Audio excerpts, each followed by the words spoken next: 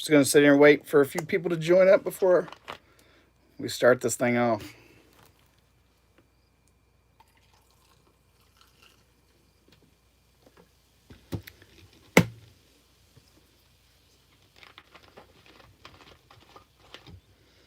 All right. I'm logging in so that I can read the chat on my computer real quick.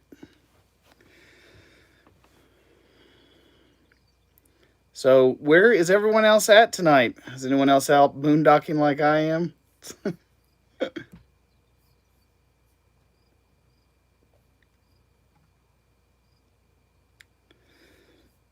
Don't. Oh my God. Where am I at? What am I doing?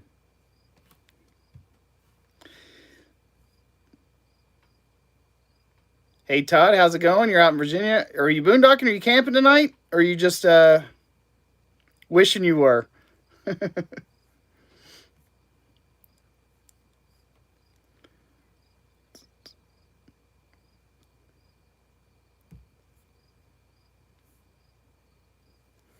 right, gonna check out. There we are.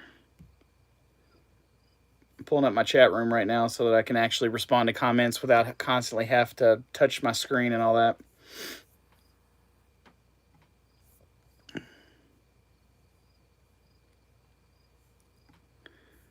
All right.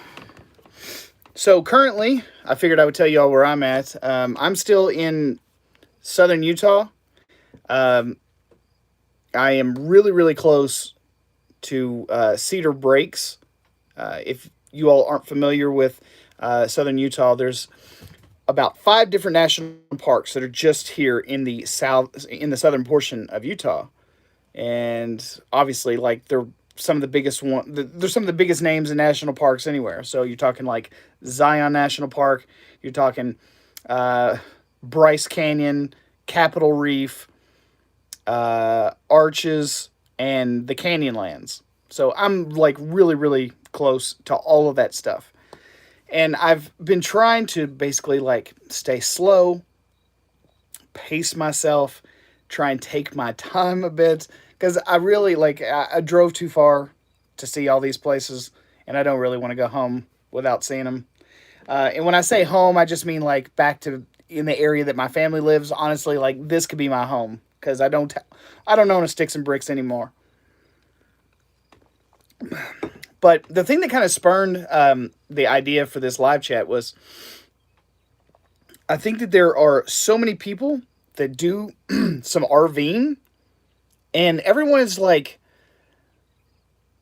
I'm subscribed to a lot of groups on Facebook, and almost every single one of them, you hear so many people going, "Oh man, can't wait for stuff to open back up.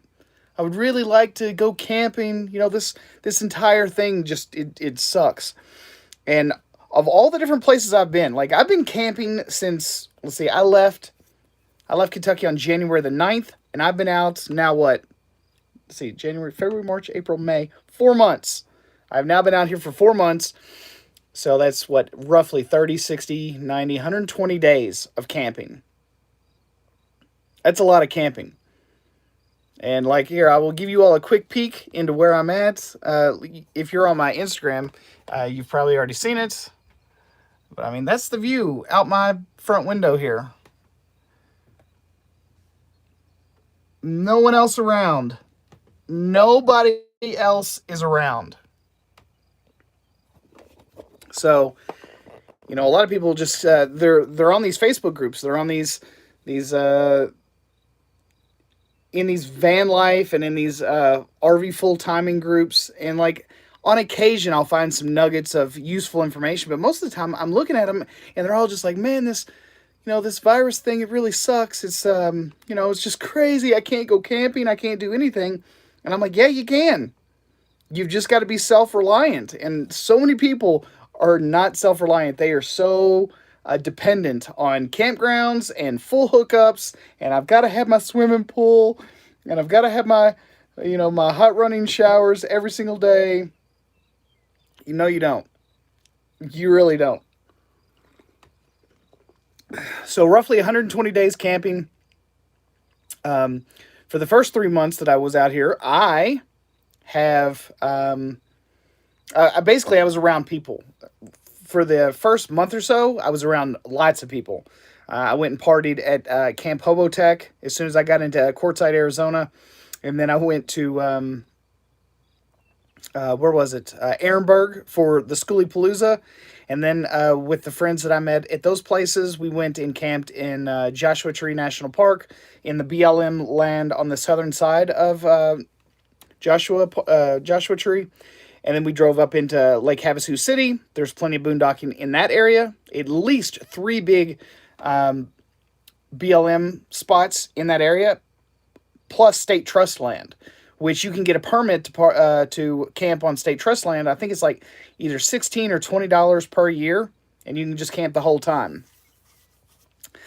And yeah, then after that, we went up to. We had one of our friends drop off, and then it was just me and Eloic, and we went all the way up into Lake Mead, Nevada, hung out in Vegas area for a little while, probably 2 or 3 weeks up in there, had perfect access to the lake. I mean, it was just absolutely glorious. It was probably one of the better spots that I've been to since I've been out here, just because we had access to everything. We had a city, all the conveniences, we had the lake, perfect boondocking location, great weather, just the whole thing. And then after we left there, went back into like southern Utah, northern Arizona area. And I was only there for maybe 2 weeks. I was just kind of thinking that maybe if I stayed there, it would be just fine and the parks would already be back open. And they just weren't. The parks never did open back up, which is, that sucked. That part sucked a little bit because I thought, oh man, this is going to be great. I was right there near St. George. Everything's going to be awesome. But I kind of got bored with the area. Like if I stay in one place too long, like I just get insanely bored. So I packed up, and not to mention it was going to start getting really, really hot, like 90s, mid 90s. And I didn't want to have to run my generator. I didn't want to have to run the air conditioning. So I drove up here into the mountains in southern Utah. I'm now sitting at about 5,800 feet above sea level. Today, it was 72 degrees and sunny. Like, I've been out here for 4 months. I think it's rained on average 1 day per month since I got to Arizona 4 months ago. So solar system has been awesome. It's been working just fine. Yeah, the whole thing, literally the whole trip, I've been camping. I've not had to depend on any campground hookups. No electricity, no water, no sewer. You make the best of it. Is it exactly the life that you're going to have, say, if you live in a sticks and bricks? Absolutely not. It's a completely different life. It's a much freer life, but it is different, and it's not without its challenges. But yeah, so I just read all these people on these Facebook groups, and they're just constantly pissing and moaning and, oh, I wish I could go camping. I really wish I could go camping, and I wish that these campgrounds would open back up and these national parks would open back up, and they're just not going to do any camping unless they can get full hookups at a campground. But I have found that I have done more photography, more videography, more creative. Like I started painting. I don't know if y'all saw these in a couple of my videos or whatever. I started painting again. I haven't painted in years. I started painting. I bought all kinds of supplies at the store. It was just glorious. So I started painting again. Like you get bored sometimes, especially if you're out here by yourself. If you're not with a spouse, you don't have a gaggle of kids to keep up with. You start getting creative, so you start finding the thing in yourself that you actually enjoy doing again. You like to take pictures, you'll take more pictures. If you like to do video, you'll do more video. If you like to paint or write or sing or whatever, you'll find that you have more time. Like you're not stressed anymore. And so these people, they just refuse to go camping because they don't have full hookups. It's literally insane. The best part, I think, in my opinion, is that not only am I like hardcore social distancing right now, you guys should see the sunset, by the way. Can you believe it? And there's no one else around. Like I'm not kidding. Here, I'll even walk outside just so that you all can see. But I'm not kidding. Like I am out here all by myself. Walk around the backside. I mean, there's just not another soul in sight. So that's a 360-degree view. There's nobody here. Nobody's here.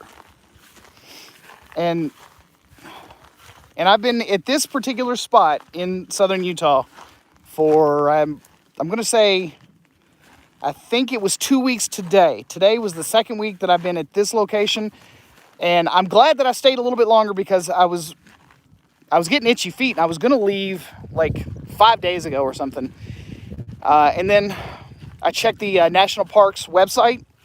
The National Parks website finally said that they were going to start opening up some recreational activities again, starting on, I want to say, on the 13th. So that's next Wednesday. So then I kind of started telling myself, I was like, oh, damn, I made the right decision by sticking around. You know, that way, you know, I'm right there really close to Zion National Park. That should be good to go. So, but yeah, no one's out here. And obviously I've got electricity. And I've had it the whole time. Like, I'm running my computer. My refrigerator is running. I can still hear it trying to cool it down. It was a little warm in here today. But I mean, I cook with an induction cooktop. All my needs are met. Like, literally, all of my needs are met. Solar system, especially in this area with low clouds, very little rain. It's literally the best place to be if you're going to be boondocking and you want free electricity after you get your solar system set up. So, hang on. I got a bunch of comments. Todd says, boondocking in the sticks and bricks. Yeah. Let's see. Hugely social distancing you are. I am. I'm telling you, this is the ultimate in social distancing. Ron Strobel said, for people who say they can't, we say, suck it up, buttercup, cur and run in Tennessee. Oh, it's so true, Ron. I'm telling you, there are a lot of people that haven't done it yet. And because they haven't done it, because they've never, a lot of people are fearful of no hookups. It's very, very scary prospect for them. And so, but until they do it, I mean, they're never going to understand. They're never going to get it. But once you do, it's a whole different world, let me tell you. Holy crap, man. How the heck are you? Finding Middle Earth. What's up, dude? Been enjoying your vids since I've been missing the West with this pandemic. Yeah, because you were coming out to Arizona, what was it, every couple of weeks or at least once a month or something? Yeah, I kind of forgot that maybe you might not be, you may not be working right now. I don't mean to laugh if you're not. Maybe you're just doing it all remotely instead of coming out here for periodic amounts of time. But yeah, the pandemic is probably the worst part of this trip just because stuff has been on pause. It's not the fact that I'm out here by myself because I really don't care. That part is fine. It's that I want to go do stuff. I mean, I drove all this way and I want to do all this stuff before it gets too hot to enjoy any of it. That's pretty much the only thing that sucks about this trip thus far.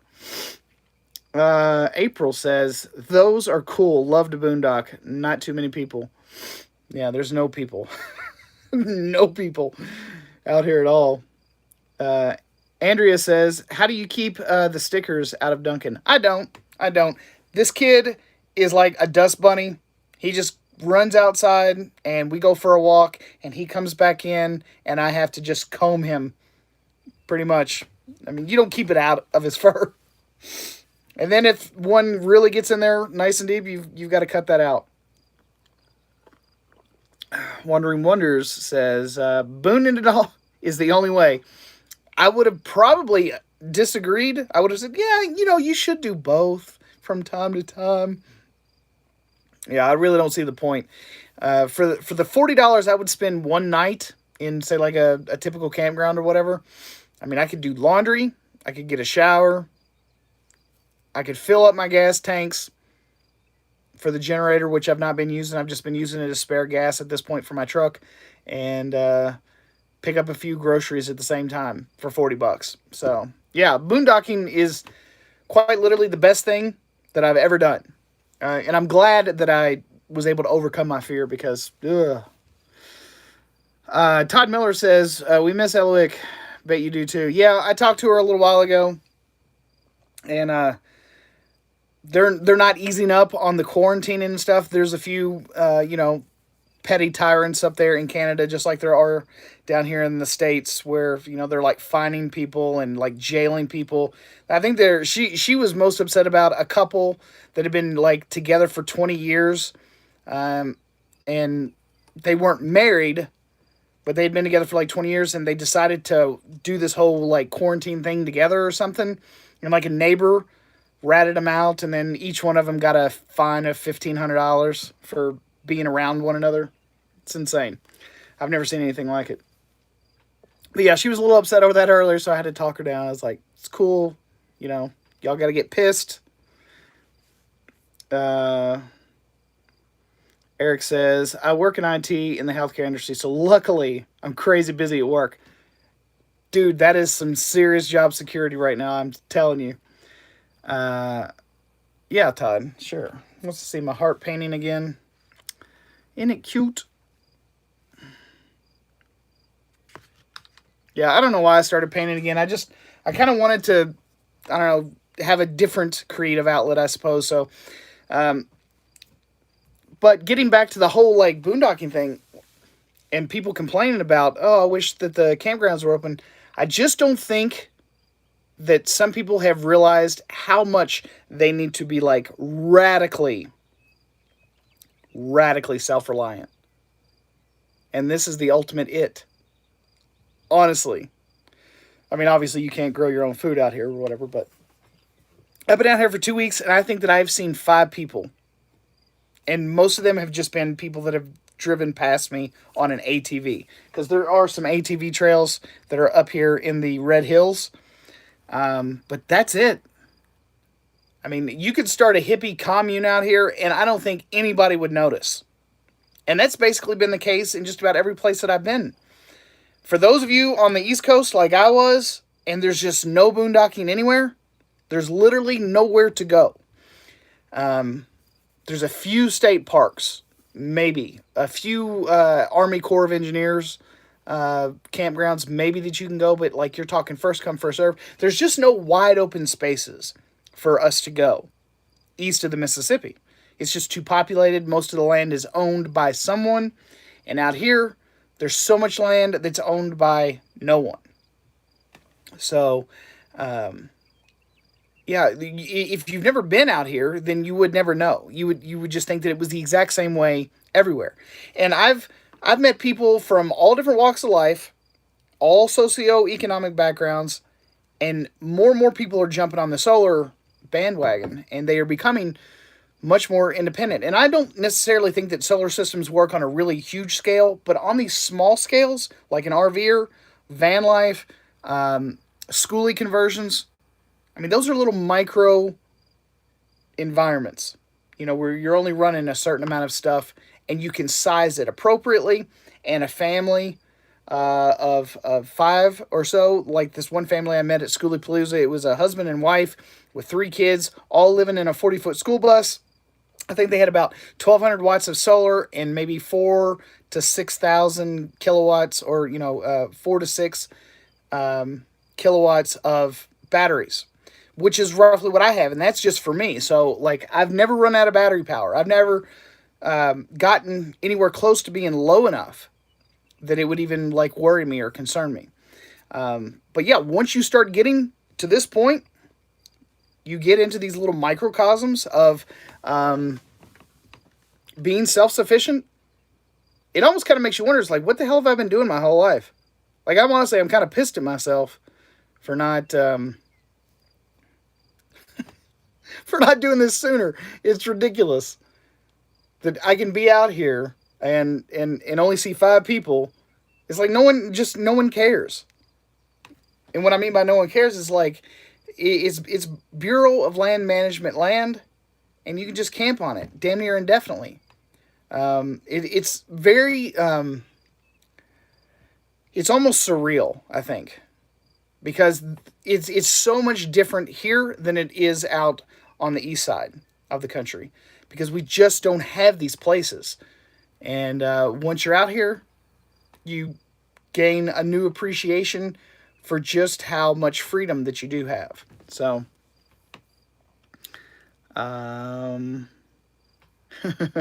multi-talented Mark. I don't know if I'm talented, but I'm definitely multi-trying.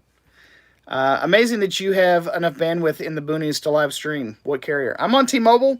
That was the other thing that I was going to tell you all before I walked outside, was that here I am in the middle of, the Utah mountains, and I have, perfect LTE service. And I figured that I would I don't want to give any certain tricks away, because I do have like videos that I want to do, like official videos for my channel, but I'll give you all a quick peek just because, you all are kind enough to hang out with me and chit chat with me tonight. But all I do is I use Compendium, the app on my phone, and I kind of find a boondocking location that I think that I would like, and then I compare that location with the coverage map on T-Mobile's website. And if the two line up and is good, then I go there, because I need the internet to work too. And I have an unlimited data and tethering plan, and I get it for $50 a month. And that's on T-Mobile. They don't offer that anymore. I think that they realized that they made a big boo-boo, because it was such a good deal that people were signing up for this business class plan. And it was basically just like free internet. I think I'm up to about 300 gigabytes of internet right now on my hotspot plan. So I use a lot of internet out here. So yeah, I mean, and I think that if it hadn't been for the advent of solar and wireless internet, I mean, that is what has allowed us to do this. I mean, I can stay in contact with anybody. I can broadcast to people all over the world.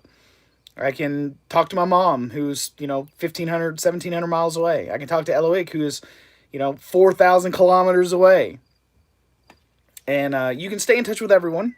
You can still get work done. So if you happen to have any kind of online business that doesn't, require that you have a hardline connection, you can make a living. And you don't have to mow grass.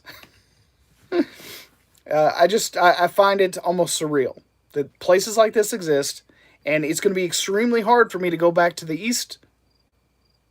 eastern side of the states and not have anywhere to go camping.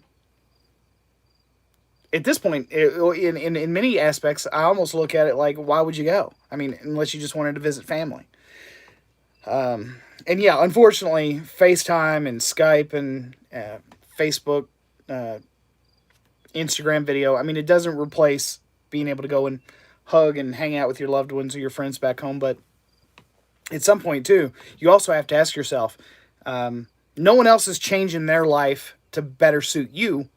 I don't really see the point in me changing my life to better suit them. We all have to make our way, and sometimes that takes us very, very far away from our friends and family. So, Todd says, wolves or coyotes or other prey around you? No, there's honestly no predators. I did hear coyotes way off in the distance. When I was in Lake Mead in Nevada, I literally went to sleep every single night to the sound of the coyotes hollering at each other every single night. Without fail, every single night, I heard coyotes. And I even captured a couple of coyotes. There was, I actually got them on camera. They were still up just after daybreak. And I think I posted a small little short video of them. It's about a minute long or so on my Instagram. It wasn't good enough, I didn't think, to actually go into one of my YouTube videos, but it was good enough for Instagram.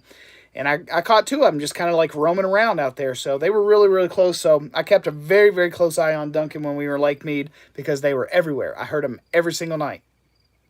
But out here, I haven't heard anything. As you can, like, maybe you can hear, I can still hear the songbirds.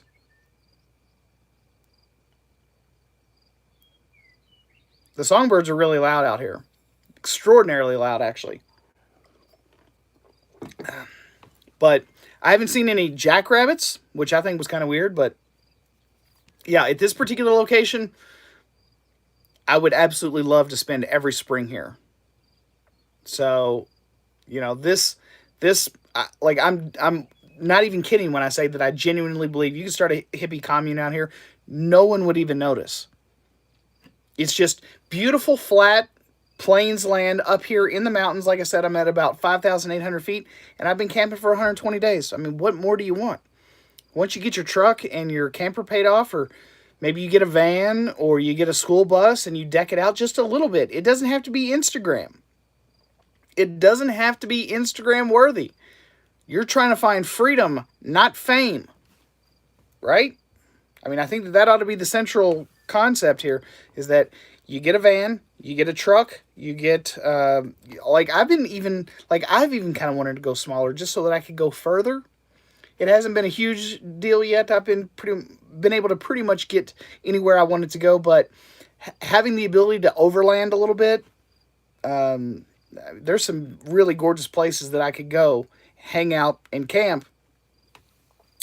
If I had some sort of like little smaller overlanding camper or something like that, something like one of those little military trailers.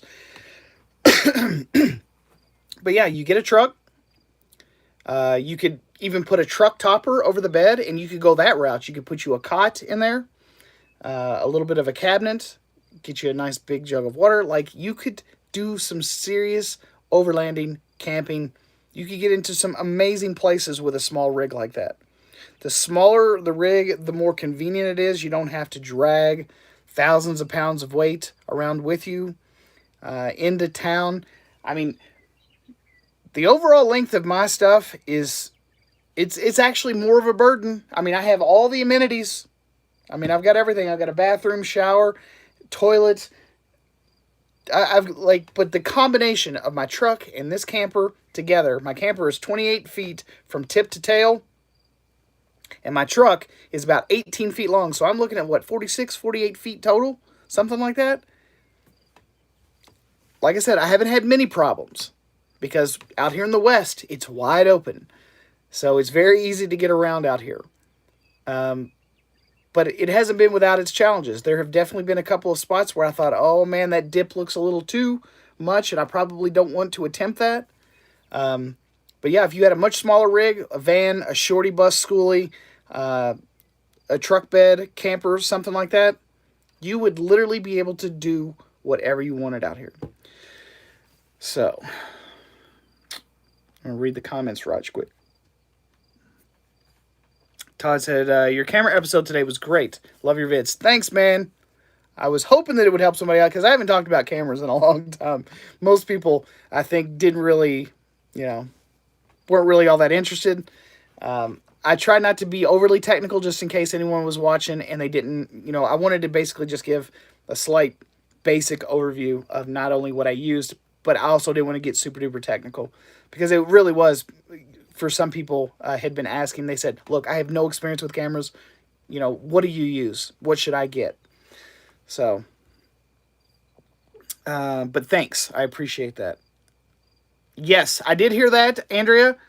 Yeah, I did hear the Bryce Canyon Open. So basically, I'm going to be doing a little loop. Utah has one of the best websites for going out to all the national parks. They have itineraries, pre-planned itineraries. So that if you want to spend, say, like 10 days out here in the national park system in southern Utah, they've got literally an itinerary and a map, and how far you have to drive to each spot and how much time you're likely going to want to spend in that area. It is one of the best websites for planning your national park trips. So I was checking it out, and someone had let me know, yo, Bryce is already open. I think Capitol Reef is open. I don't think Arches or Canyonlands is open yet, but I think they're going to be opening up here pretty soon. So I'm basically going to start in Zion, and then I'm going to just work my way to Bryce. I might even dip down into like Escalante, the Grand Staircase down there. I kind of want to just go ahead and dip back down so I can go see Horseshoe Bend in Arizona, maybe stop over there in Mexican Hat, southern Utah, and then just kind of make my way up to Capitol Reef. What was the other one? Canyonlands, and Arches. But I think I'm going to hit Cedar Breaks in Bryan Head, right over here. It's about 25 miles away from where I'm at. I think I'm going to stop up there. It's about, I don't know, that's about 9,800 feet above sea level. So it's very, very cold up there still during the night. It's dipping down into like the low 30s. So it's not terrible, but it's probably 10 or 15 degrees cooler up there at that elevation than it is at the elevation I'm at right now. So,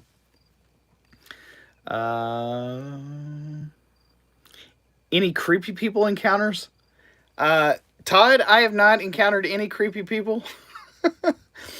Well, at least none that I didn't want to hang out with already. Like I said, I was partying at the Partiar and Camp Hobotech and all that. You know, when you just start drawing a crowd like that, you're going to meet a few strange people. There are actually a lot of people out here. I'll just be honest with you. I have seen quite a few people that did not choose this life. Maybe they have, mental health issues or whatever, but there's a lot of them that they didn't pick to be out here, and you can just tell that they are struggling. I feel sorry for them. You can tell that this was their only option. They had financial troubles, whatever. And I saw most of that at the big party area, because I think a lot of times the mental health and the financial and the alcohol and drugs, they all kind of go together sometimes. So that was pretty much the only place, and that was the very first week that I was in the desert Southwest. And that was at Partiar and Camp Hobotech, or around Camp Hobotech, in Quartzsite, Arizona. That was the only place I saw any kind of like strange or odd behavior. Everyone else has been surprisingly normal. Serious. Surprisingly normal. Families, husbands and wives, young couples too. I met this Canadian couple that had like 4 kids maybe, that was down here, and he was like a consultant or something, and they had a really nice Skoolie conversion, full solar system, perfect, like just absolute angels. So no, you'd be surprised at just how many normal, regular, everyday people are out here. I didn't ask them the reasons why they were. Maybe I should start doing that more. I don't know that it really matters, though. I think we just kind of recognize, like, dude, you're free, too? You got out of the rat race, too? Me, too. It's awesome, isn't it? And then we just kind of go on. It's kind of like a little Illuminati wink and nod, like, you made it out.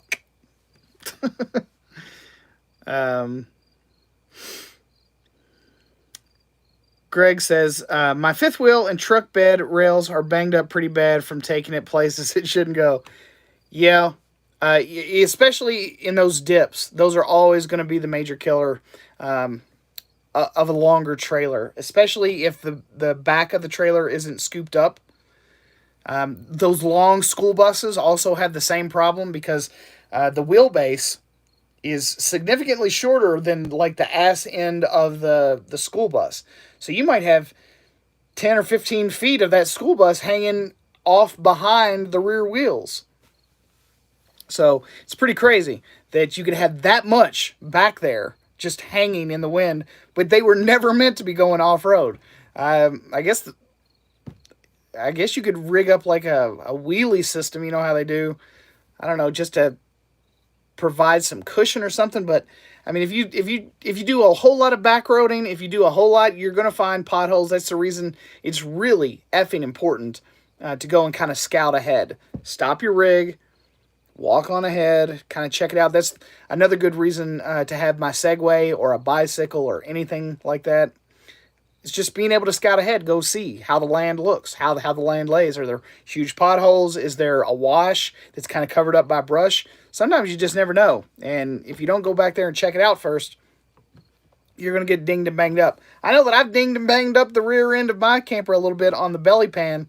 So I might need to get some new aluminum panels and fix that at some point. But yeah, I've not been without my troubles. I mean, I was pissed at myself for doing that. The last place that I was at, like I really wanted to get kind of far, get like back in the behind the hills and all that. And there was just nowhere to turn around. The only place there was to turn around was to like pull into the desert scrub and back into this hill. And I must have raked a big bunch of rocks or something because I dinged up my butt real good. I didn't see it until like a week later either.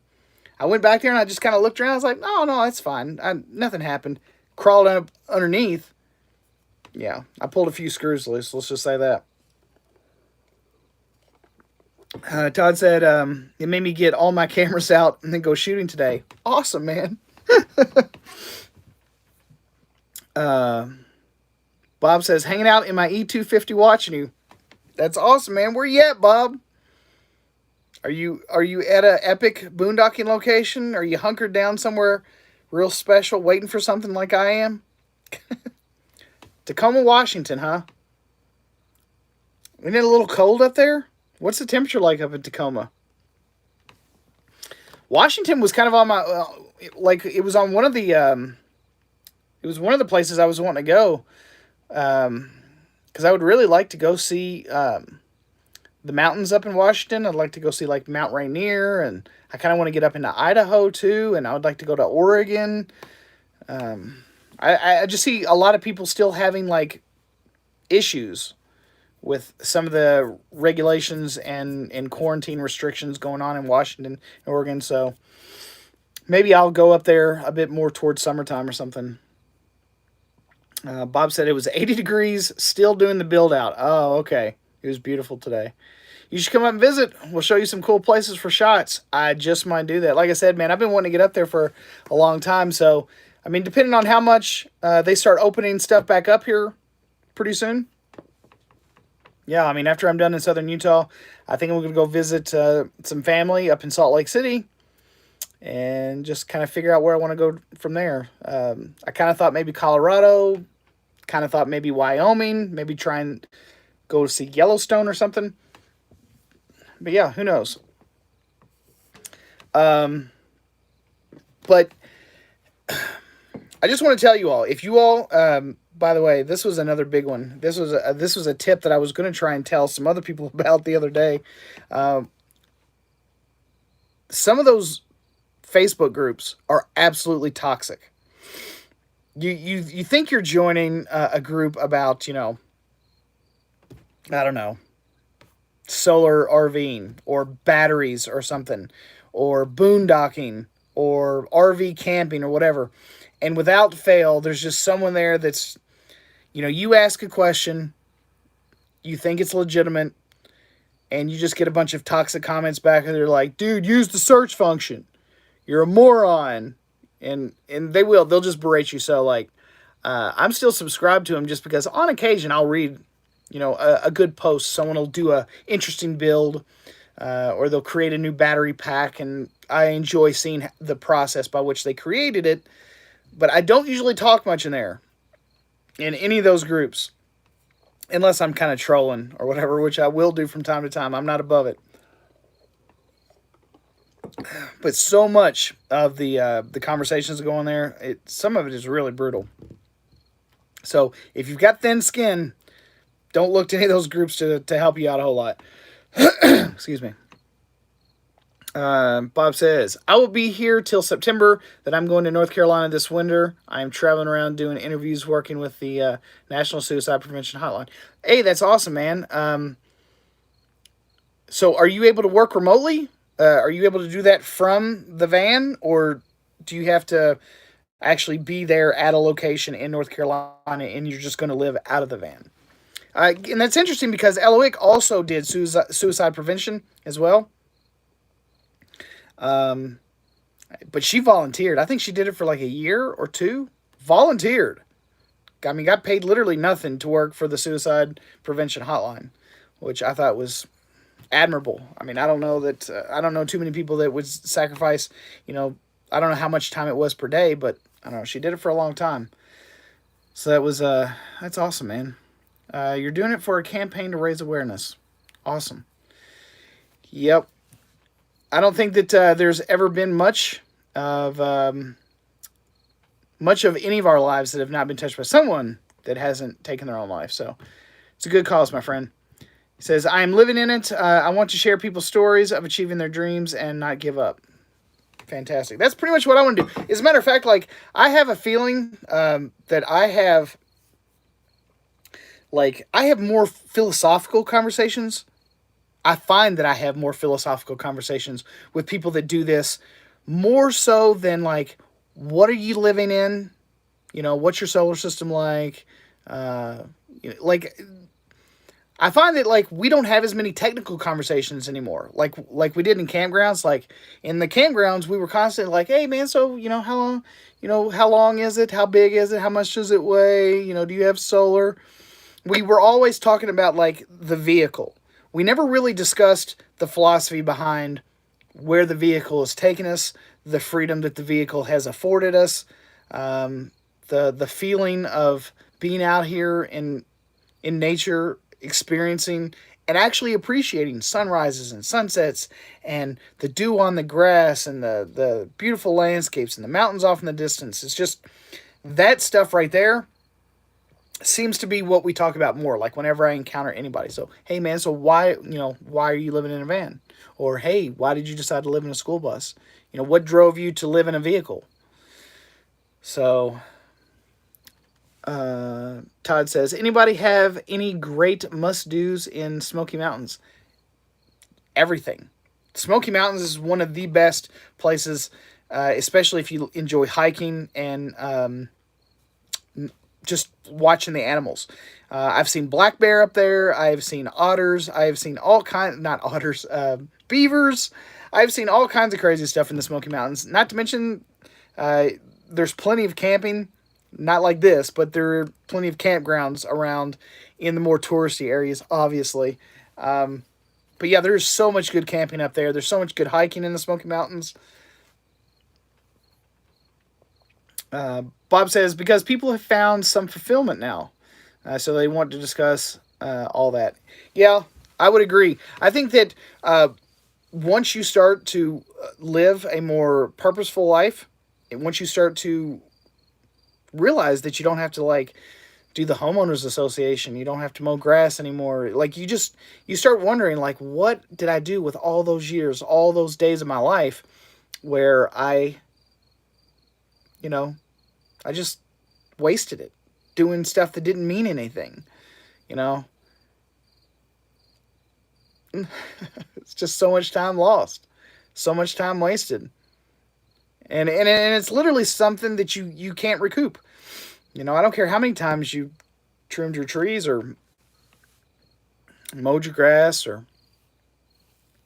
like, none of it matters. And then you come out here and these bushes that I get to look at every day, like, they've never been trimmed. This grass has never been mowed. And it's just beautiful. And I get to hang out in this every single day for $0 and 0 cents. I don't know. I find it astonishing at the amount of time that I wasted when I could have been doing this right here. It's pretty insane. Yeah, all that money lost to rent. Oh my God. Just count the thousands upon thousands of dollars you could have had to put towards an epic van or a bus or like one of these old vintage RVs. Like, my RV is almost 43 years old. It's almost as old as I am. We actually share the same birthday. We were both born in July back in 1977. So, yeah, just think of all the stuff you could have done and then sat back and then went outside in the morning, have a cup of coffee. You really don't need that much to live out here. So many people think that you just need to, like, I don't know, be a trust fund kid, or you need to make, like, just amazing amounts of bank. Because you don't, the thing that I think most people realize is just because you live on the road, it doesn't mean you have to be on the road every single day. Like, if you find a beautiful spot that's nice and quiet and it's beautiful and you enjoy it, you can sit still and just enjoy it. If I don't move, I don't spend any money. My electricity is coming in for free every single day. My water, I've got it. My tanks are full, so I've got water. I've got electricity. I mean, I still use the bathroom like normal. You know, if you've got a composting toilet, you take your bag and you can dump it out there. You can dig a cat hole and bury your poo. You can go to a dump station maybe once or twice a month and dump your tanks if they get full too fast. But if you're out here in nature, it doesn't fill up near as fast. You just go pee outside. It's really not that complicated. I think some people just make it way harder than it has to be. Most of the modern conveniences that we act like we can't live without were only created within the last 100 years. My grandmother was still using an outhouse 80 years ago, 75 years ago. They had no running water. They did sponge baths. You know, I'll go into town once a week, maybe once every 2 weeks, and I will do a full-on hot water shower, running hot water. But all the rest of the time, if I start getting dirty or you start to sweat, you take a sponge bath. You warm you take your warm water if you've got a water heater. In my case, I just warm up water on the stove in a pot, pour it in a bucket, a little pail, take my loofah, suds up, and I give myself a bath. Rinse yourself off, dry yourself off, you're good. It's not that hard. It's genuinely not that hard. I actually saw people like they were trying to conserve water. I'm but they were conserving water in a way which it was beyond what I thought was necessary. Like, I was like, dude, how much water storage do you have? How big is your tank? And they said, I don't know, it was something in the 50s or 60s gallons. Like, I've got a 65-gallon freshwater tank in here. I almost never run out of water. Like, most of the time, I carry water around for a long, long time. I almost never have to refill. But I was just like, how much water do you have on board? I was like, why are you sprinkling yourself with water? Take a bath. Take a sponge bath. You're not going to run out of water. I'm telling you. Most people just think that they're going to run out of water. They're it's just that fear mentality constantly, all the time. Oh my God, am I going to have enough sun? Yes, if you come out here to the desert Southwest, there's plenty of sun. It's everywhere. Your batteries are going to be full by noon every single day. What else? Water. Be conservative, but use your water. When you need extra water, take a couple of those Reliance, 7-gallon tanks or whatever. Throw them in your truck, drive into town, fill them back up. You're good to go again. It's not that complicated.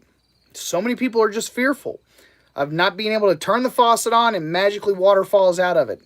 It doesn't have to be that way. I mean, it can. I've got a 12-volt pump, so every time I turn the faucet on, my water runs. But, I mean, it's just not the exact same as it is in a house. I'm not just going to turn it on and then leave it on indefinitely until I'm done brushing my teeth. I turn it on, wet my toothbrush, brush real good outside, spit, take it back inside, rinse it under the sink with a little bit of water, flick it off, dry it off, put it away. You're good. I've been living like that for 4 months. And it's perfectly fine. You're gonna make it. You're gonna survive. I swear. Most of the time, Todd, I'll fill my water at Walmart. I take those 7-gallon Reliance jugs whenever I go shopping once every 2 weeks at Walmart. They usually have those Primo water fills toward the back, and I just set the jugs in there. I think it's 30 cents a gallon or something. 14 gallons of water. That's my drinking water. In those. That is my drinking water. And then I have 4 gallons of, jug water that's easy access. And then when they're empty, I just use the Reliance jugs to fill those back up and put them in a more convenient place in my cabinet. But 14 gallons of drinking water for my coffee, for Dunkin' to drink, and for my sponge baths. I can go literally, I don't know, a month. Maybe, because I also drink sodas. Sometimes I'll drink beer, on occasion. So not all of it is just water, water, water constantly. So yeah, sometimes up to a month. It just depends on how thirsty I get. The more, obviously, the more physical activity I do. If I'm going on more hikes that day, or if I'm jogging around, trying to get my heart rate up, or I'm just wanting to sit outside and enjoy the sun. If I'm sweating more, obviously, you're going to use more water. Let's see, what other comments? We got so many comments. Oh my God. Yeah, all that time spent working for the money just for a roof, and it's true. I mean, and it's insane that in order to pay for the roof, you've got to leave the place that you're paying for, fight traffic, dress up in clothes you can't stand, you don't want to wear anyway, only to pay for that house, and that you leave empty all day long. And by the time you finally get back from working all day, you're too tired to even enjoy it. So you just go to bed and you go to sleep and you get up and you leave it again the next day. So that's insanity to me. To think that you would work 30 or 40 years for a roof. I got a roof. You know what it is? Most people have lifestyle obsessions. They're probably more worried about what other people are thinking of them.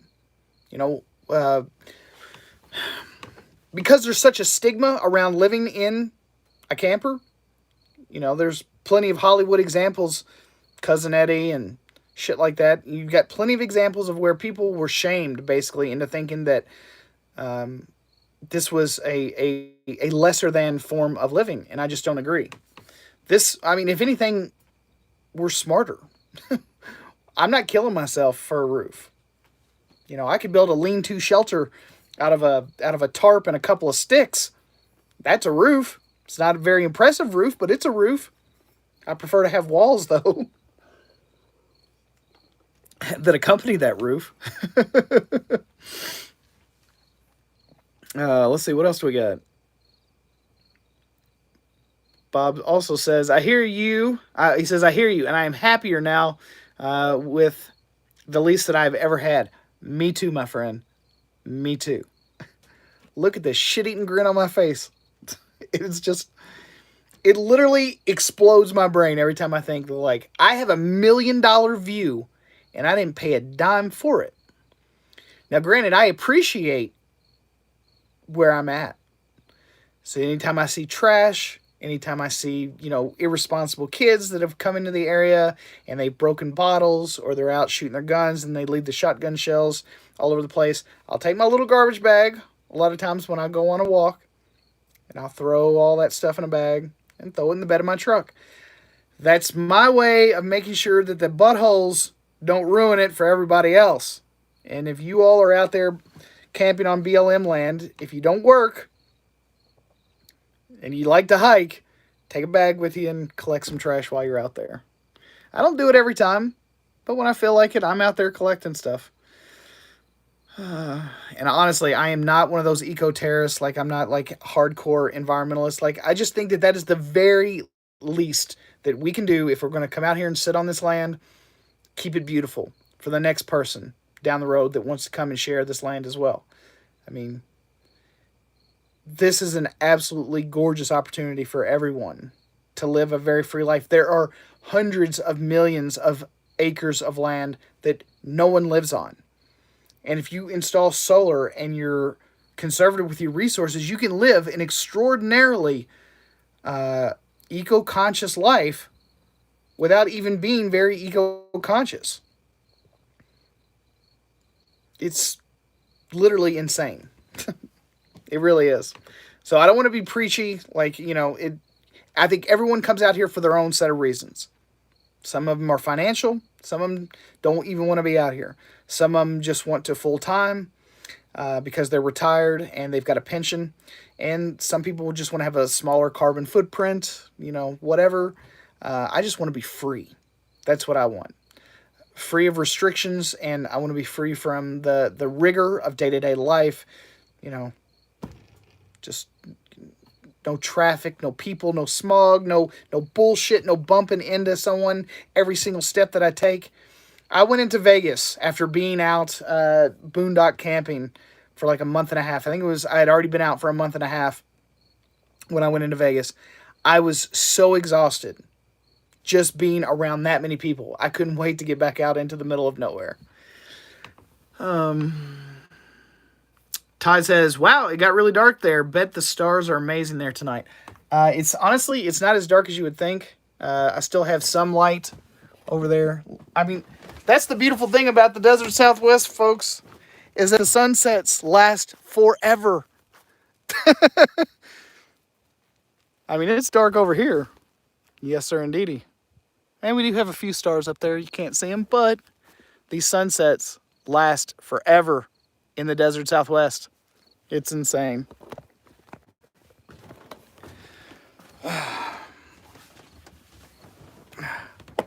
So, hope you guys enjoyed that. Yeah, so I've just been sitting here with my window open, just watching the out of the corner of my eye. I can see the sunset every night. And I'll always park towards sunset so that my window opens up towards sunset. That way, also, all of my solar panels, they get all of the sun going from east to west, going the full length of my roof. So usually I have my compass out in the truck, trying to point my nose in the western direction. Just a little FYI. Andrea says, we were waiting to go to Farewell Bend on the Rogue River and across from Crater Lake for a work camping job currently in Panorama. Yeah, I actually heard that several of the work camping jobs were canceled because of COVID and campgrounds closing and stuff like that. So I hope you actually get to go. David, hey, how's it going, man? He says, I just take a dump outside. It's easier. Well, it certainly can be. I've seen plenty of people, they'll take the little shower tents, dig themselves a cat hole, put the tent right on top of it, take the bucket with a hole in the bottom. So it's got a hole on the top and a hole in the bottom. And they take one of those cheap Walmart toilet seats, and then they just shit into the cat hole. Yeah, I mean, it works. And it's, at least you're not crapping on top of the ground. But plenty of other animals do it. No one's complaining. So, yeah, if you don't want to dig the cat hole, I guess you could just crap on the ground if you want.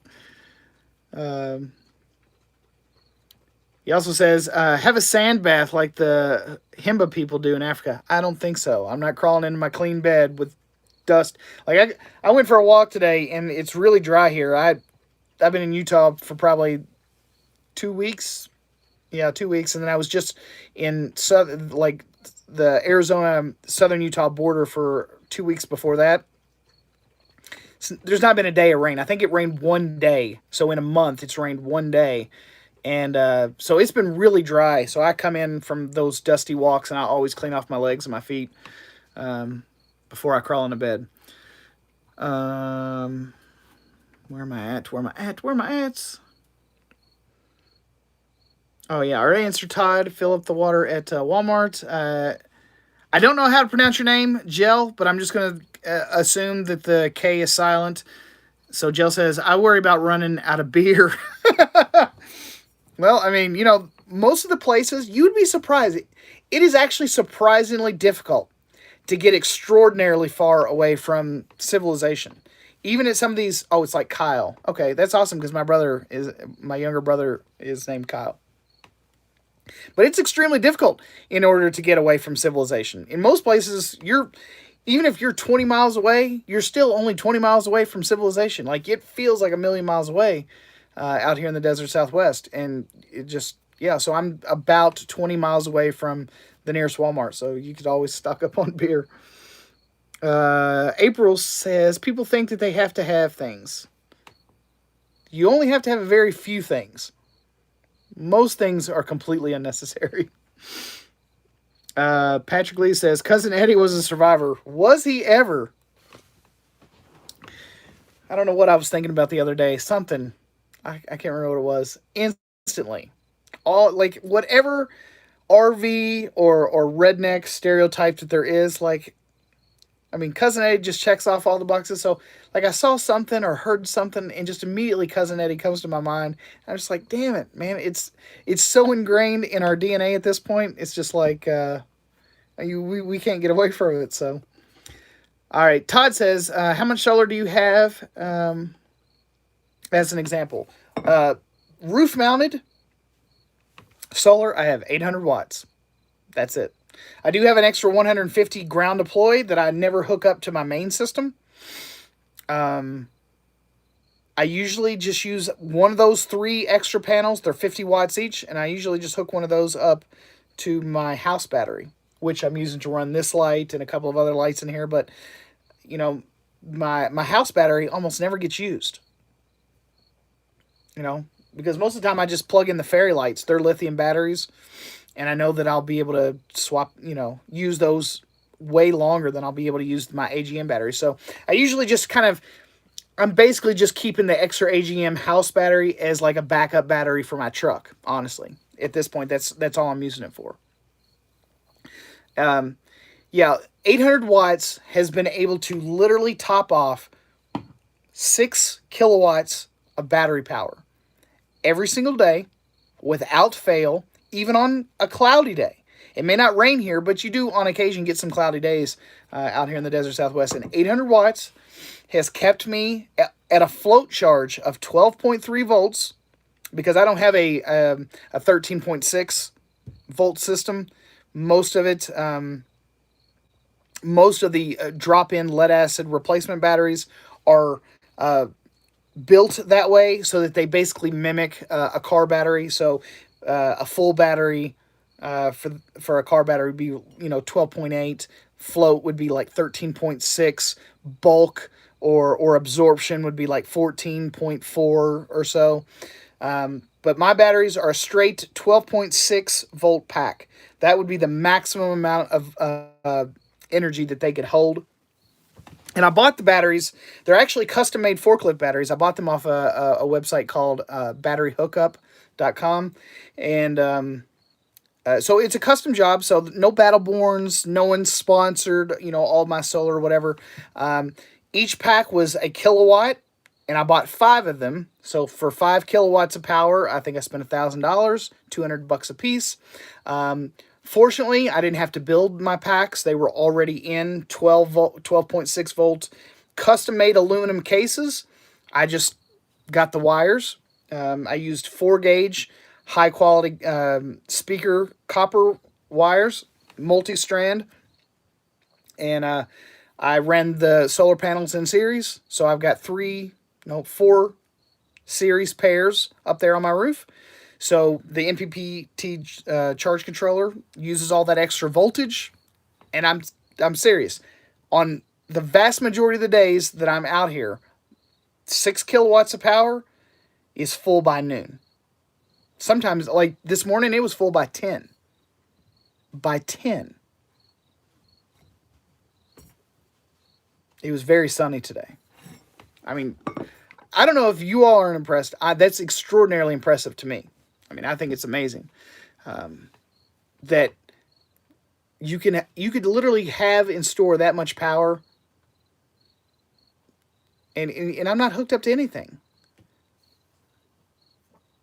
Like if that doesn't like explode your brain, I don't know what will. But just knowing that you can still live an extraordinarily digital life, it's very hard to get away from now. Most of our family, most of everyone that we know, especially with this COVID stuff, we all have to be socially distanced in order to not be shamed into, whatever.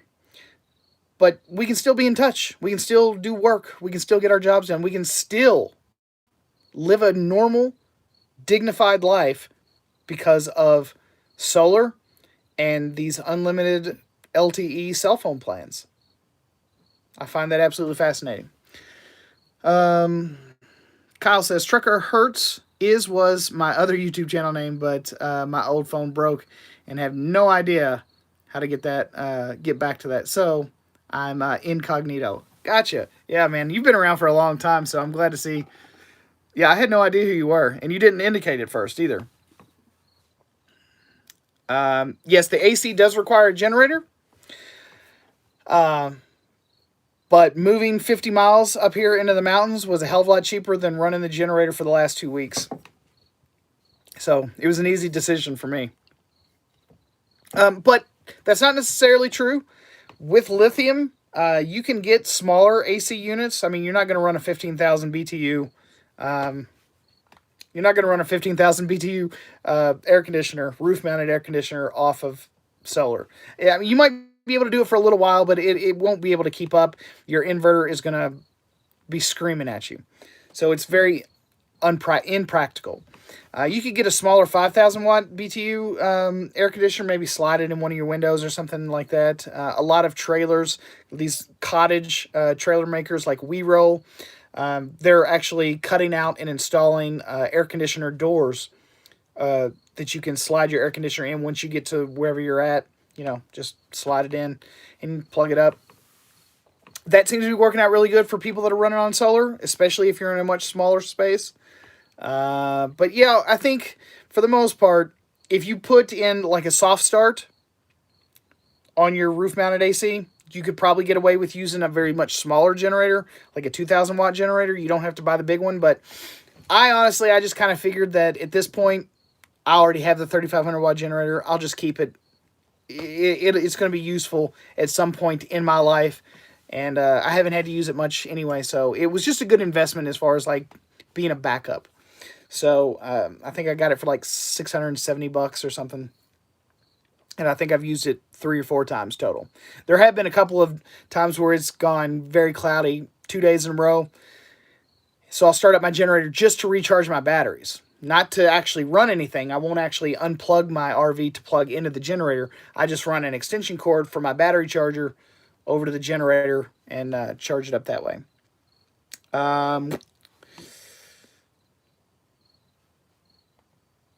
So yeah, you can't run AC on the solar. Now, like I said, you can run a smaller one, but let's see. Patrick says swamp cooler is better for the desert. Honestly, I've seen so many different swamp cooler designs. I'm not going to say that they don't work. I'm just saying that I've seen a lot of people be less than thrilled with the results after they've used them for a while.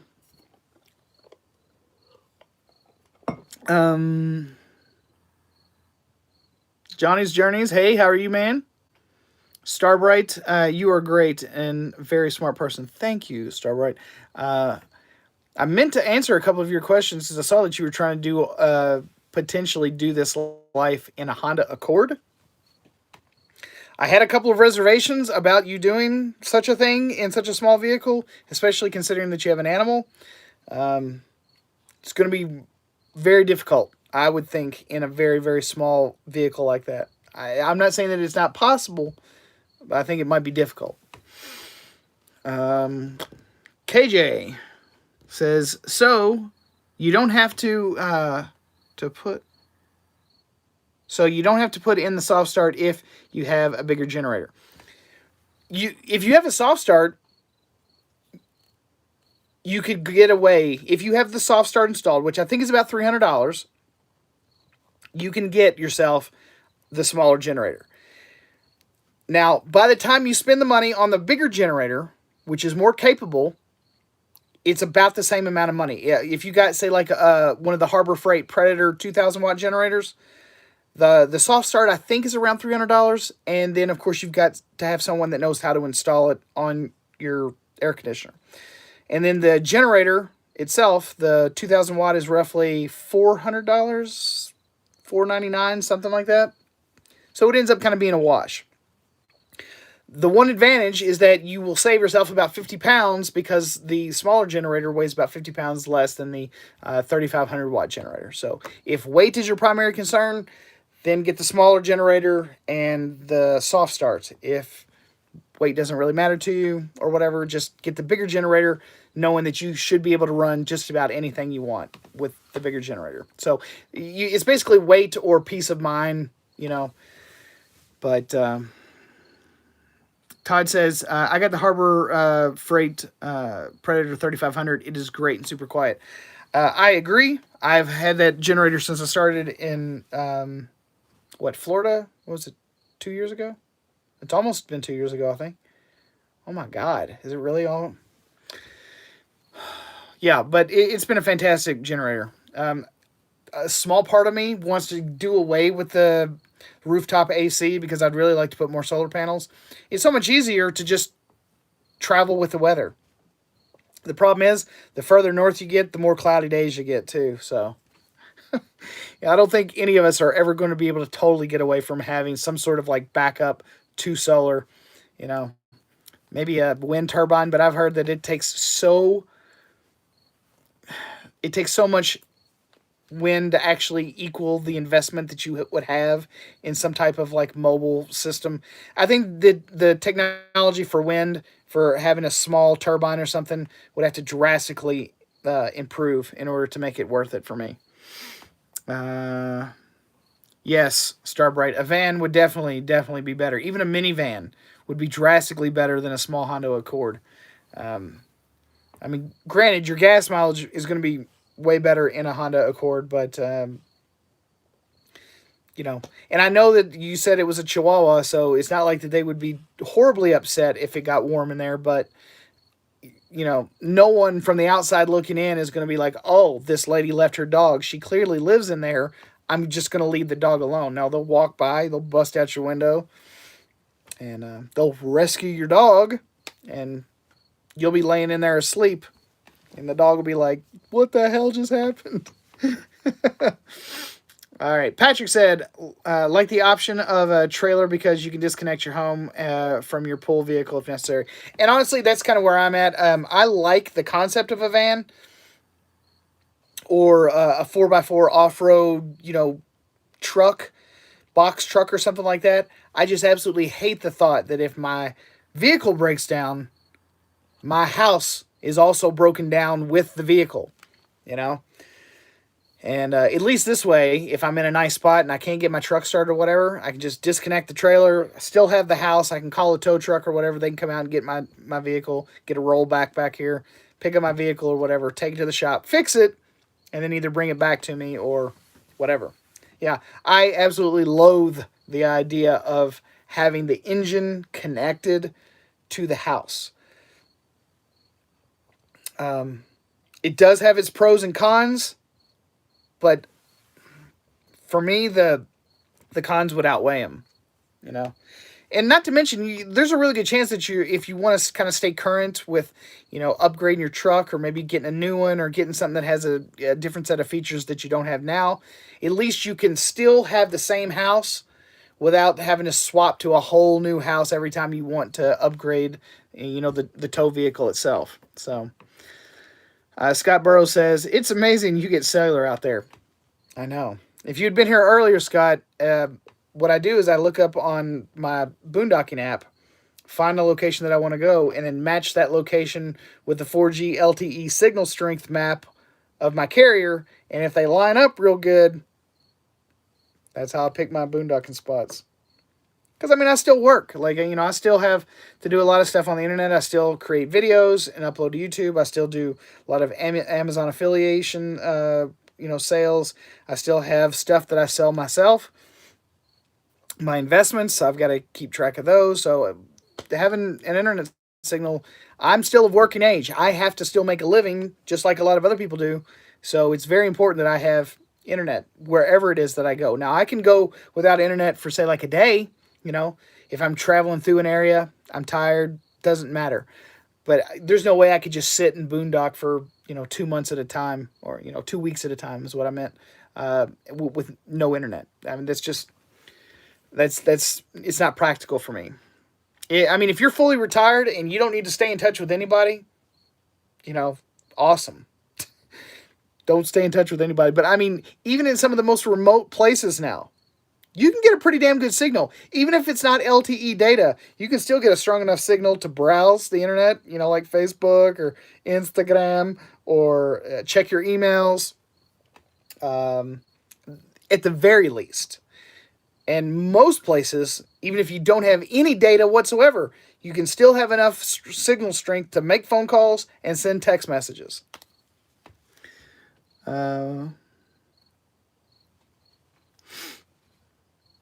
Yeah, Scott says it, or Todd says, Mark, you can't do van life.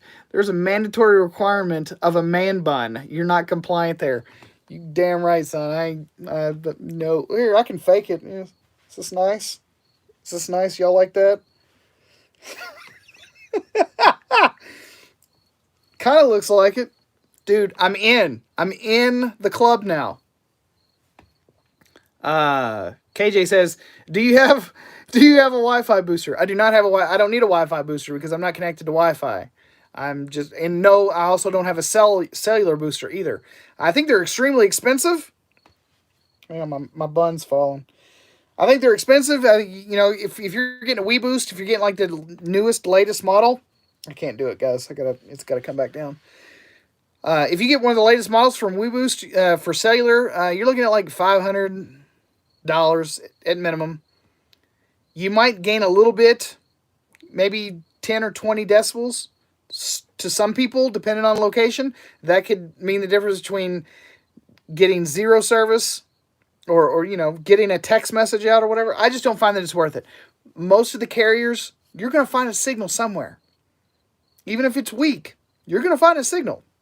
You'll be fine.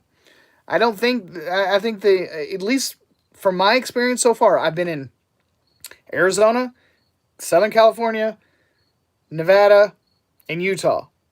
And in every single place, I mean, I've been putting out videos.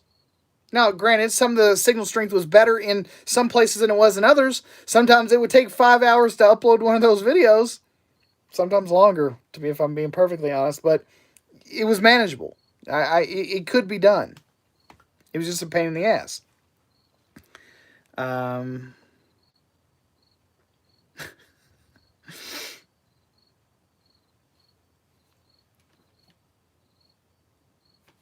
Let's see, where am I at? Oh, Todd Miller says, "How do you make a living?" No, too personal. Just wondering. No, it's not too personal, but I'm actually saving up a lot of these kinds of questions for. I'm actually going to be making very individual videos for people that want to do this, and I know there's a lot of information out there on how to do this, but I'm actually looking to answer specific questions, trying to make useful and informative, videos for my YouTube channel that are kind of like evergreen content, because some of this stuff doesn't change. It's like, where do you poop? Those kind of questions always come up, and the answer never changes. You have to do it somewhere: a toilet, a hole in the ground, in a bag, and then you throw it away. I don't know why that question gets asked over and over and over again. Where do you dump your tanks? Which tank? If it's gray water, I use biodegradable soap. It just runs right out of the valve. I just leave it open. Just give it back to God. If it's my black tank, if it's just urine, I'll just pee outside. But if I have to go number 2, yeah, I'll go in the bathroom. But my tank doesn't fill up very fast, so it's fine. And then once you finally go into town, which you're going to do, you have to go buy groceries. You're going to have to eventually pick up some gas. You find a dump station. A lot of these truck stops have dump stations. You just take your shitter hose, put it down the hole, open the valve, and rinse it out. You're good. I don't know why people make it so complicated. But I'm saving a lot of these kinds of questions for videos for my YouTube channel, so that the answers continue to be useful, not just on one live stream or whatever. Van life is not for me. I need a job. I have to do something every day. I enjoy life all the same. Cell boosters are expensive and a waste of money in most cases. At least in my opinion. I had a cell booster, and I was in a populated area, and I just didn't see that there was a very good return on that investment, so I ended up just sending it back. So,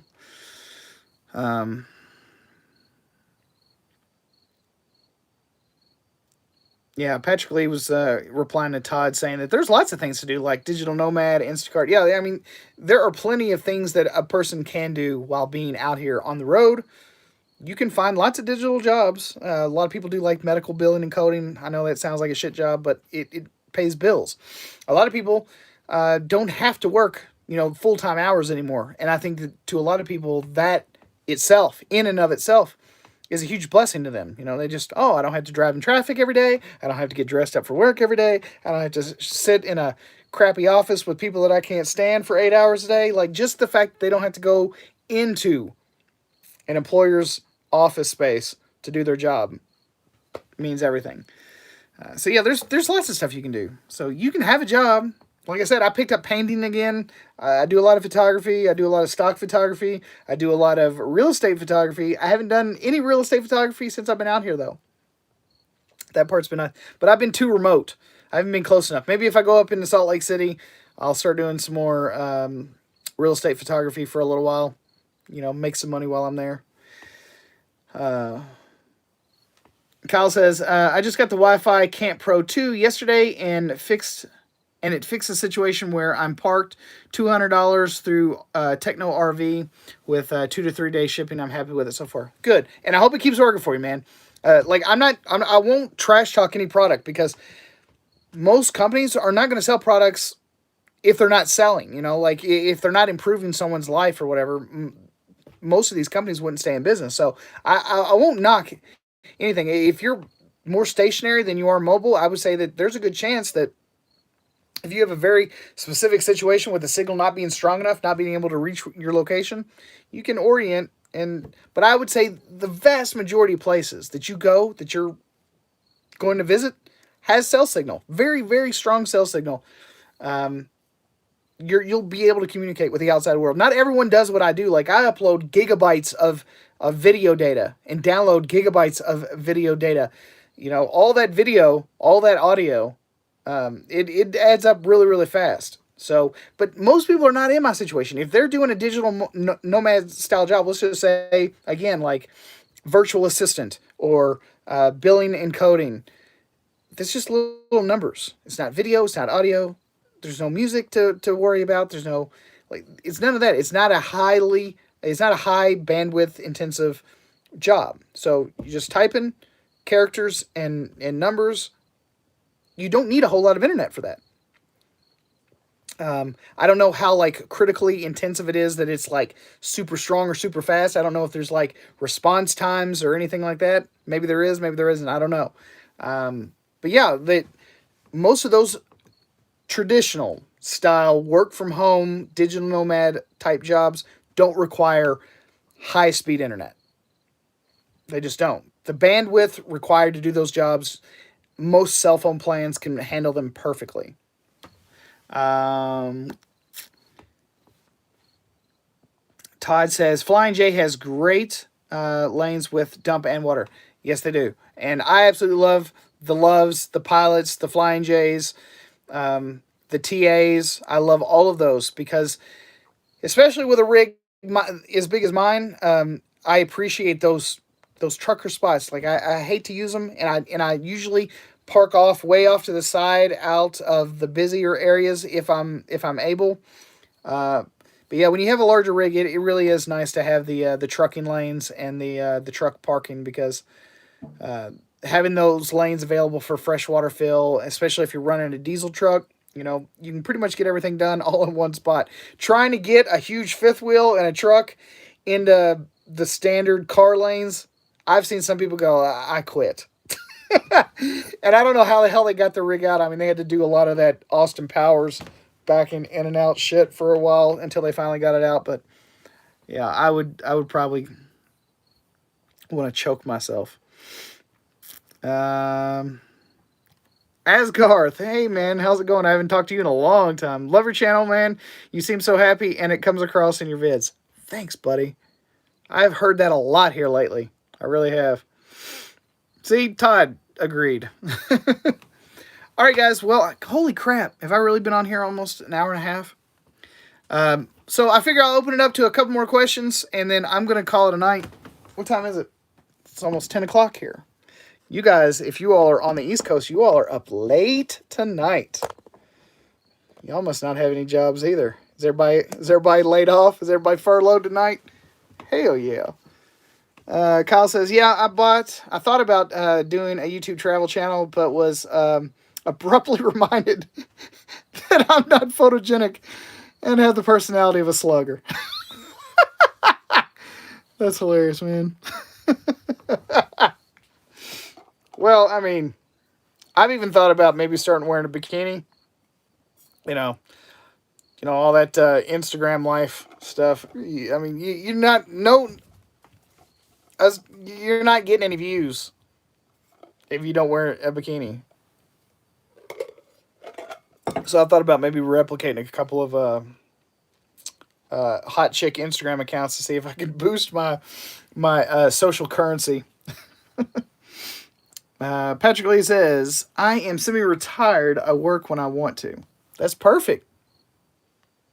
This sounds like it could be for you, my friend. April says, "Time flies when you're having fun." Indeed. Todd said, "You're our Saturday night." What does that say? Man, y'all some losers. Y'all gotta go find something else. Holy shit, it is Saturday night, isn't it? Well, what's that say about me? I'm out here in the middle of nowhere all by myself. At least y'all got each other.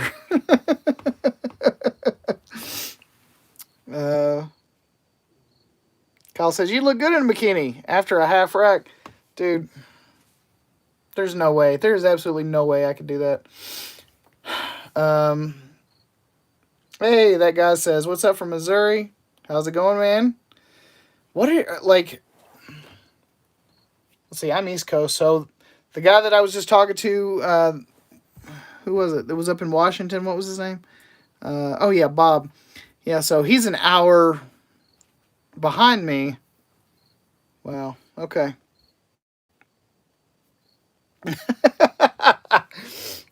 Yeah, you guys are hilarious.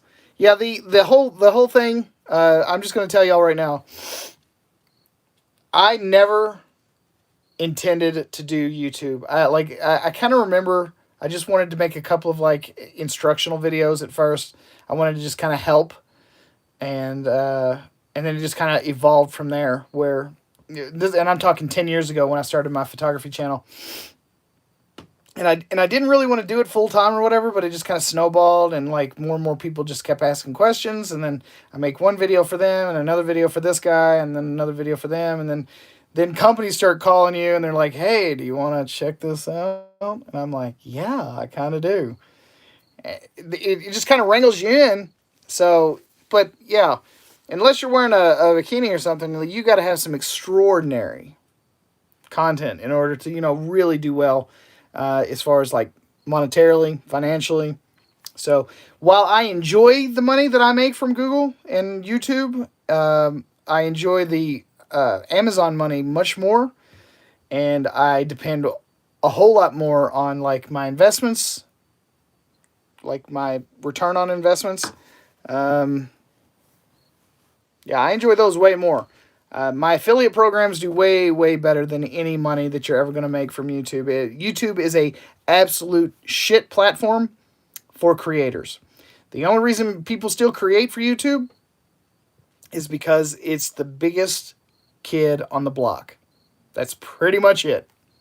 It's the biggest kid on the block, and no one has yet to be able to take him down, in spite of all their censorship, in spite of all their, stifling of different opinions. I am really surprised that they've been able to hang on this long, but I don't know. When you want to find out some information, when you want to do a how-to on how to do your van build or your Skoolie build, well, you got to YouTube it. Like you don't ever say, I'm gonna do a search for a DIY plan. You go, no, I'll just YouTube it and figure it out. So it's kind of ubiquitous. At this point, YouTube is a verb. So that's where people go to get information. So you either have information on YouTube or you're just a travel vlog like me. Yeah. Oh, God. Don't say that. Oh, my God. Don't say that, Todd. When Mark does Speedos, I might have to unsubscribe. I would unsubscribe for myself. I would. I'm not even kidding. StrewTube, huh? Yeah, there's a couple of like decentralized platforms. I'm trying to think of what they are. Well, I have my content that publishes over to one of them. It's called Library but without the I and the A, so it's like LBRY or something. It's basically like torrented, but it's not torrents. It's like an actual platform where it's basically decentralized videos for everyone. Anyone can upload. There are no gatekeepers. You know, you can have differing points of view. You can have different political or religious or socioeconomic or, you know, any kind of idea. Like, they don't censor ideas. You know, obviously, if you have an abhorrent point of view, you know, you let the market decide, okay, well, this guy is clearly a moron, this guy is clearly a racist, or this guy is a snake oil salesman or whatever, and then just no one watches him. I mean, but the thing of it is like, we've got to have dissenting points of view, and there's a lot of different ways to look at a single thing, and I think that when they start, you know, going through all this censor stuff, that scares the shit out of me. Like, I don't necessarily agree with half the people I watch, but I at least want to have the opportunity to, like, listen to what they have to say and evaluate if they're full of shit or not on my own. I don't want, you know, mommy and daddy, nanny, Google telling me who I can and can't listen to. Todd, enjoyed this, Mark. Looking forward to the next one. Thanks, man. I kind of think that maybe I might do it on a more regular basis. I enjoyed it, especially being out here by myself. It gives me, I mean, I know I'm not actually talking to you. Maybe we should do some Zoom stuff. Everyone's on this Zoom kick right now. Maybe we'll do some collaborative videos with other people that are in different types of rigs and maybe get multiple perspectives. So if you know anybody that might be interested in that, could be cool. All right. Patrick said, Art Bell was my favorite, but he's gone now. Yep. April Fensom said, just YouTubed on how to fix the valve on my toilet. It happens. We all do it. Todd Miller says, need an open source video platform that runs like Wikipedia. And that's what I was just describing. I think it's called Library or something like that. If you haven't checked it out, you all should. Maybe if we get enough people to go over there, you know, we could finally maybe break free from this YouTube chain that we got going on. But anyway, guys, I'm over an hour and a half. Good. Down for Zoom. I have a paid account. Sweet. That's awesome. And what does this say? Oh, here it goes. If you ever get to the Midwest and need a spot to stay, hit me up. Beautiful creek. Nice spot on the park camper. Check it out. Lake of the Ozarks. Yeah, I will definitely do that. I really do appreciate that. I've gotten offers from people all over the country. It is amazing how nice these people are, honestly. So anyway, all right, guys. Greg says, you have an interesting take on things. I enjoy this.